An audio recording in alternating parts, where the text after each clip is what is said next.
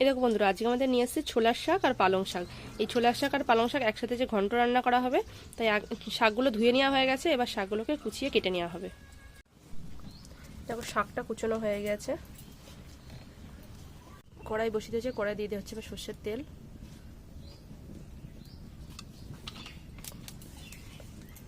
এর মধ্যে আমি বেগুন দেবো, তাই বেগুনটাকে আগে একটু ভেজে নেবো হালকা করে।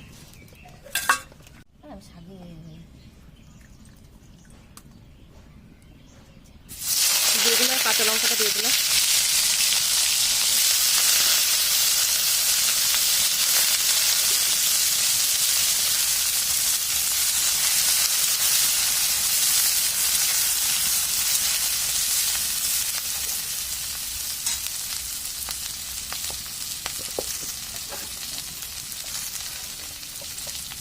দিয়ে দেওয়া হচ্ছে লবণ,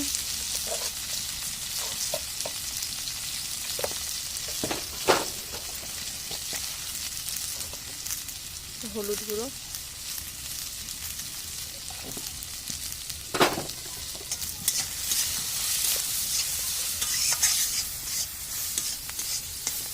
এবার শাকটা দিয়ে দেওয়া হচ্ছে।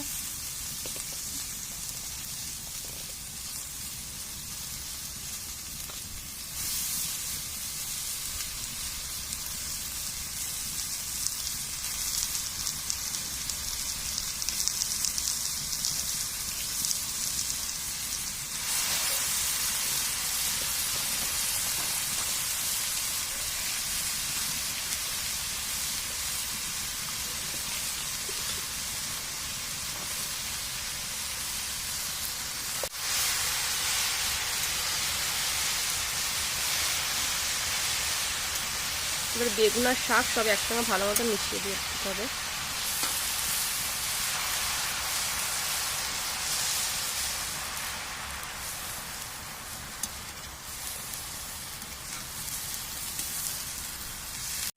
দেখো বন্ধুরা কতটা জল বেরিয়ে গিয়েছে। এই জলে শাকটা ভালো মতো সিদ্ধ হয়ে যাবে। দেখো জলটা টেনে গিয়েছে। এবার একটু শাকটাকে ধুতে দিতে হবে।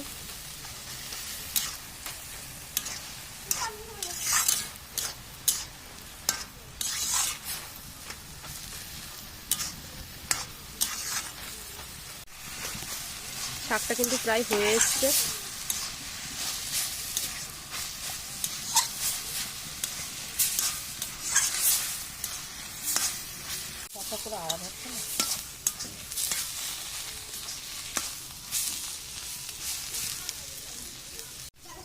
আমার শাকটা পুরোপুরি হয়ে গেছে। এবার আমি নামিয়ে নেবো শাকটা।